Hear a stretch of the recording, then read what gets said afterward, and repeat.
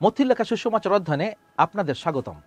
সুসমাচারগুলো যিশুর সম্পর্কে সুন্দর গল্পে পরিপূর্ণ। আজ আমরা দুটি ঘটনা দেখব যেখানে যিশু তার শিষ্যদের শিক্ষা দেবার জন্য অপ্রচলিত পদ্ধতি ব্যবহার করেন। প্রথম যে গল্পটি আমরা দেখব তা হলো নূতন নিয়মের সবচেয়ে পরিচিত গল্পগুলির মধ্যে একটি, যিশুর জলের উপর দিয়ে হাঁটার গল্প। মথি 14:22-33 পদ দিয়ে শুরু করা যাক এবং দেখি কিভাবে যিশু এই অদ্ভুত এবং অলৌকিক ঘটনাকে ব্যবহার করে পিতরকে বিশ্বাসের প্রকৃতির বিষয়ে একটি শিক্ষা দান করেন। শাস্ত্র বলে সঙ্গে সঙ্গে তার শিষ্যরা তার আগেই নৌকাতে গিয়ে উঠল, যেন তারা সাগরের অপর পারে যেতে পারে। এর মধ্যে যিশু জনতাদের বিদায় দিয়ে ফিরলেন এবং তিনি গিয়ে পাহাড়ের উপর উঠলেন যেন তিনি প্রার্থনা করতে পারেন। যখন বিকাল ঘনিয়ে এলো তখন তিনি শুধুমাত্র একা ছিলেন। ইতিমধ্যে নৌকা তীর থেকে অনেক দূরে চলে গিয়েছিল এবং সাগরে প্রবল ঢেউ এবং বাতাস বেগে বইছিল। সময় তখন রাত্রি 4th প্রহর। সে সময় যিশু ঝড়ের মধ্য দিয়ে জলের উপর দিয়ে হেঁটে তাদের কাছে আসেন। এই গল্পে যিশুর শিষ্যরা গালিল সাগর পার হওয়ার সময় ভয়ানক ঝড়ের কবলে পড়েছিল। আপনারা হয়তো মনে করতে পারবেন ভয়ঙ্কর সমুদ্রে এটাই তাদের প্রথম ঝড়ের কবলে পড়া নয়, কিন্তু প্রথমবারের মতো যিশু এবার তাদের সাথে নৌকায় নেই। পক্ষান্তরে যিশু ঝড়ের মধ্যে জলের উপর দিয়ে তাদের কাছে হেঁটে আসেন।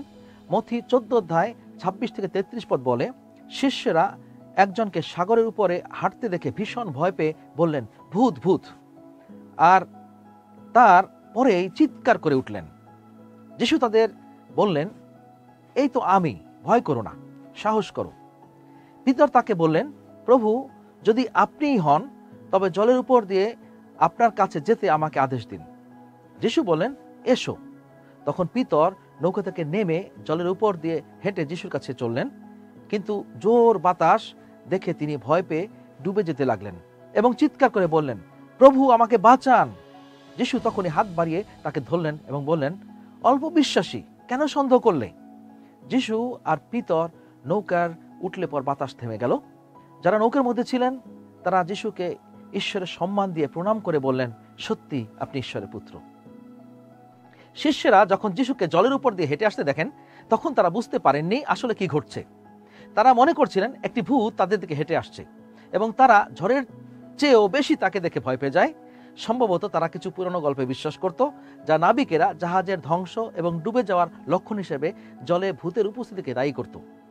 যিশু যখন তাদের কাছে আসেন তিনি তাদের ডেকে বলেন, এই তো আমি, ভয় করো না, সাহস করো। পিতর নিশ্চিত হতে চান, তাই রহস্যময় ব্যক্তিকে অসম্ভব কিছু করতে বলেন পিতর। একই সাথে তার বিশ্বাস এবং তার সন্দেহ উভয় প্রকাশ করে বললেন, প্রভু, যদি আপনিই হন তবে জলের উপর দিয়ে আপনার কাছে যেতে আমাকে আদেশ দিন। যিশু তাকে ডাকেন এবং পিতর জলের উপর পা রাখেন। আশ্চর্যজনকভাবে পিতর জলের উপরে হাঁটতে শুরু করেন যতক্ষণ না তিনি যিশুর কাছ থেকে চোখ সরিয়ে নেন এবং তারপর চারপাশে ঝড়ের দিকে মনোযোগ দেন। তারপরেই তিনি ঢেউয়ের তলে তলিয়ে যেতে থাকেন। এখন আমরা যারা এই গল্পের সাথে পরিচিত তারা পিতরের সমালোচনা করে থাকি, কারণ তিনি সন্দেহ করেন এবং তিনি ডুবে যান। কিন্তু আমরা তার বিজয়ের জন্য তাকে স্মরণ করি না। ঝড়ের মাঝে তিনি পানির উপর দিয়ে হাঁটেন, সেই কথাটাও ভাবি না।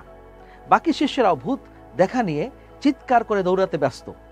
নৌকায় তিনি একমাত্র ব্যক্তি যিনি যিশুকে ডাকেন এবং একমাত্র তিনি জলের উপর দিয়ে হাঁটতে বিশ্বাসের সাথে পদক্ষেপ নিতে ইচ্ছুক ছিলেন। পিতর জানেন যে যিশুকে অনুসরণ করা সব সময় নিরাপদ, এমনকি যখন তিনি ঝড়ো সমুদ্রে হাঁটছেন তখনও। এটা আমাদের সকলের জন্য কি অভাবনীয় একটি শিক্ষা। যখন আমাদের প্রভু বলেন এসো বা যাও, তখন আমরা তার মাধ্যমে সব কিছুই, এমন কিছু যা অসম্ভব মনে হয় তা অর্জন করতে পারি। এই গল্পের মাধ্যমে যিশু দুইটি মূল্যবান শিক্ষা পিতরের মাধ্যমে আমাদের দিতে চেয়েছেন। যখন পিতরের মাধ্যমে এই উদাহরণটি আমাদের কাছে তুলে ধরা হয়েছিল, সেখানে তড়িৎ সিদ্ধান্ত না নেওয়ার বিষয়টি আমাদের শিক্ষার ক্ষেত্রে দেয়া হয়েছে। পিতর যখন যিশুর দিকে তাকিয়েছিলেন, তারপরে ঝড়ের উপর নজর দিচ্ছিলেন, তখন সে কিছুটা স্নায়বিক দ্বিধার মধ্যে পড়েছিলেন। এটি আরেকটি শিক্ষা যা আমরা এই গল্পের মাধ্যমে পেয়েছি। যখন আমরা বিশ্বাসের মাধ্যমে হাঁটা শুরু করি এবং সামান্য একটু দৃষ্টি অন্যদিকে ফিরাই, তখনই আমরা সেখানে ডুবে যাই। ইব্রিয় পুস্তকের লেখক এই বিষয়টি ইব্রিয় 2:1 পদে সুন্দর করে তুলে ধরেছেন। এই জন্য যাহা যা শুনিয়াছি তাহাতে অধিক আগ্রহের সহিত মনোযোগ করা আমাদের উচিত, পাছে কোনো ক্রমে ভাসিয়া চলিয়া যায়। যখন সে যিশুর থেকে তার চোখ সরিয়ে নেয় এবং ডুবতে শুরু করে, তখন সে বাইবেলের সবচেয়ে সংক্ষিপ্ত প্রার্থনাগুলির মধ্যে একটি প্রার্থনা করে, প্রভু আমাকে বাঁচান। এটি একটি সুন্দর প্রার্থনা, প্রভু আমাকে বাঁচান। এমন একটি প্রার্থনা যা আমাদের জীবনে একাধিকবার চিৎকার করে বলি। আমাদের বিশ্বাসের যাত্রাপথে এমন অনেক সময় আসে, বিশেষ করে যখন আমাদের জীবনে ঝড় আসে, যখন আমাদের প্রার্থনা করতে হয়, প্রভু আমাকে বাঁচান। কখনো কি আপনার জীবনে এমন খারাপ কোনো ঝড় এসেছিল যে প্রভু ছাড়া আর কেউ আপনাকে বাঁচাতে পারবে না? প্রভু সেই ঝড়ের অনুমোদন দেন। সম্ভবত তিনি সেই ঝড়ের নির্দেশটাও দিয়েছিলেন। কেন? কারণ কিছু শিক্ষা আছে যা শুধুমাত্র ঝড়ের মধ্যে দিয়ে শেখা যায়। এই সময়গুলি আমাদের নিজেদের মধ্যকার সীমাবদ্ধতার মুখোমুখি করে দেয়। এই সময়গুলি হৃদয়ের অন্তঃস্থল থেকে ঈশ্বরের উপর সামগ্রিক নির্ভরতাকে প্রকাশ করে। কখনো কখনো আমরা তার কথা বুঝতে ব্যর্থ হই এবং আমরা কিছুই শিখতে পারি না, কিন্তু ঈশ্বর যা করেছেন তার প্রতি যখন আমরা মনোযোগ দেই, তখন আমরা ঐশ্বরিক মুক্তির মাধ্যমে স্থায়ীভাবে পরিবর্তিত হয়ে আসি। আপনি সুসমাচার অধ্যয়ন করতে গিয়ে লক্ষ্য করবেন যে পিতর একটি জটিল চরিত্রের লোক। যেমনটি আমরা এইমাত্র দেখেছি, তিনি একই সাথে মূর্খতা বা সন্দেহ প্রদর্শন করার সাথে সাথে প্রচণ্ড বিশ্বাস প্রদর্শন করেন। যিশুর ঠিক পাশে জলে হাঁটার বিশ্বাস তার আছে, কিন্তু তারপর কিছু সময় পরে সে ঢেউয়ের নিচে তলিয়ে যেতে শুরু করেন। এই জন্যই পিতর একই সাথে একটি আলাদা প্রকৃতির শিষ্য হিসেবে দেখি। উদাহরণস্বরূপ আবার আমাদের জন্য একটি সতর্কতাও। এরপরে আমরা দ্বিতীয় গল্প দেখব, যেখানে পিতর এই দ্বৈত ব্যক্তিত্ব প্রদর্শন করে। এখানে যিশু পিতরের মহান বিশ্বাসের প্রশংসা করে ঘুরে তাকে শয়তান বলেন। আসুন মথি 16 অধ্যায় 13 থেকে 17 পদে এই গল্পের প্রথম অংশে ফিরে যাই, যেখানে আমরা যিশু এবং তার শিষ্যদের একটি গুরুত্বপূর্ণ আলোচনা দেখতে পাই। পরে যিশু যখন কৈশোরে ফিলিপি এলাকায় গেলেন, তখন শিষ্যদের জিজ্ঞাসা করলেন, মনুষ্যপুত্রকে এ বিষয়ে লোকে কি বলে? তারা বললেন, কেউ কেউ বলে আপনি বাপ্তিস্মদাতা যোহন, কেউ কেউ বলে এলিয়, আবার কেউ কেউ বলে জিরোমীয় বা ভাওবাদীদের মধ্যে একজন। তখন তিনি তাদের বললেন, কিন্তু তোমরা কি বলো, আমি কে? সিমন পিতর বললেন, আপনি সেই খ্রিস্ট মসীহ, জীবন্ত ঈশ্বরের পুত্র।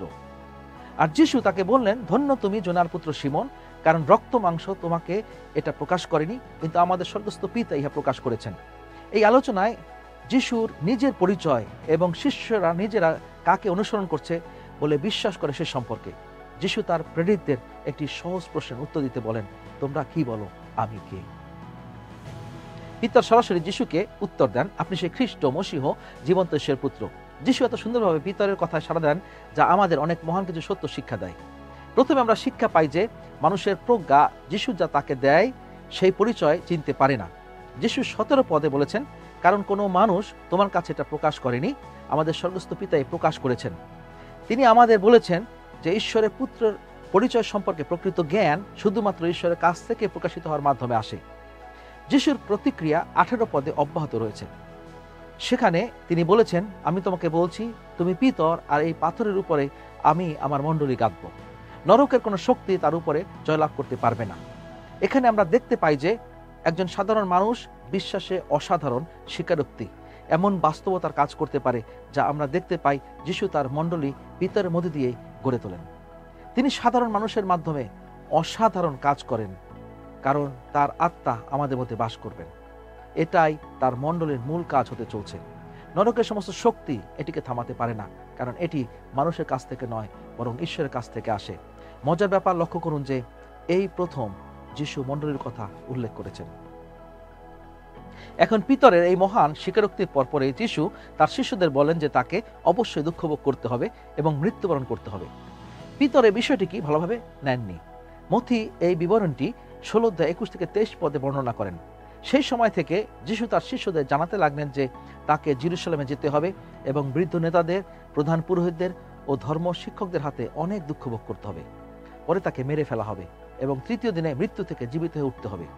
তখন পিতর তাকে এক পাশে নিয়ে গিয়ে অনুযোগ করে বলেন, প্রভু, এ দূর হোক, আপনার উপর এমন কিছু না ঘটুক।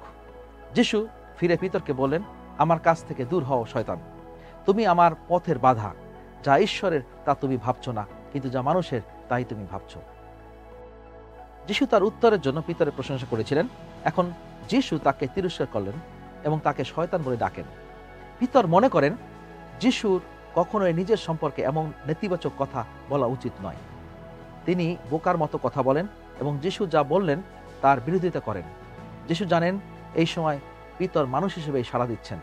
এই গল্পে এখানে কি ঘটে তা লক্ষ্য করুন। প্রথমত, যিশু জিজ্ঞাসা করেন যে মানুষ তার সম্পর্কে নিজেদের জ্ঞান অনুসারে কি বলে। সমস্ত উত্তর ভুল হয়, কিন্তু পিতর সেই উত্তর দেয় যা ঈশ্বরের কাছ থেকে সরাসরি আসে। তারপর যখন যিশু তার শিষ্যদের এমন কিছু বলেন যারা সরাসরি ঈশ্বরের কাছ থেকে আসে, তখন আবার পিতর মানবিক জ্ঞান দিয়ে সাড়া দেন এবং পুরোপুরি ভুল করেন। যিশু পিতরকে মূলত বলেছেন, আমার কাছ থেকে দূর হও শয়তান, কারণ তুমি যা বলছো তা ঈশ্বরের কাছ থেকে আসেনি, এটা মানুষের কাছ থেকে এসেছে। তুমি ঈশ্বরের কাজে বাধা দিচ্ছ। কিন্তু কেন তিনি পিতরকে শয়তান বললেন? সেই সময়ের কথা মনে করুন যখন যিশু মরুভূমিতে 40 দিন উপবাস করে কাটান। শয়তান তার কাছে আসে, তাকে ঈশ্বরের পরিকল্পনা পরিত্যাগ করতে প্রলুব্ধ করে। শয়তান যিশুকে প্রলুব্ধ করতে যাতে দুঃখ, কষ্ট ও মৃত্যুকে সম্পূর্ণরূপে এড়িয়ে যায়। এই গল্পে পিতর এখানে ঠিক এটাই করে। তিনি মূলত বলছেন, যিশু, এটা একটা ভয়ানক পরিকল্পনা, আপনি মসীহ, আপনাকে কখনোই কষ্ট পেতে বা মরতে হবে না। যিশু সঠিকভাবে বুঝতে পারেন যে পিতরের প্রতিক্রিয়া মানুষের যুক্তি থেকে আসে এবং শয়তান যা বলতো ঠিক সেরকমই শোনাচ্ছে। এটা সত্যি আশ্চর্যজনক। মাত্র কয়েক মিনিটের মধ্যে যিশু পিতরকে বলেন যে পবিত্র আত্মা তার মাধ্যমে অসাধারণ কিছু করতে চলেছেন, এবং মাত্র কয়েক সেকেন্ড পরে যিশু পিতরকে বলেন, আমার কাছ থেকে দূর হও শয়তান, তুমি ঈশ্বরের কাজে বাধা দিচ্ছ। পিতর আমাদের জন্য একটি মহান উদাহরণ এবং একটি মহা সতর্ক বার্তা উভয়ে। একদিক থেকে এটি আমাদের সকলের জন্য, সাধারণ মানুষের জন্য একটি অসাধারণ স্বস্তি। যিশু বলেছেন যে পিতরের মতো লোকদের মধ্য দিয়ে তিনি তার মণ্ডলী গঠন করবেন। পিতর একবারেই নিখুঁত নয়, কিন্তু ঈশ্বর তারপরও তাকে ব্যবহার করেন। ঈশ্বর আমাদেরও ব্যবহার করতে পারেন, এমনকি যখন আমরা তাকে বুঝতে ও গ্রহণ করতে ব্যর্থ হই।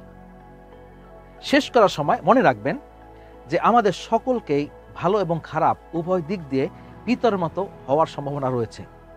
আমাদের সাধারণ মানুষের, যাদের মাধ্যমে পবিত্র আত্মা অসাধারণ কাজ করার সম্ভাবনা আছে, আমাদের যিশুকে এত ঘনিষ্ঠভাবে অনুসরণ করার ক্ষমতা রয়েছে যে আমরা জলের উপর দিয়েও হাঁটতে পারবো।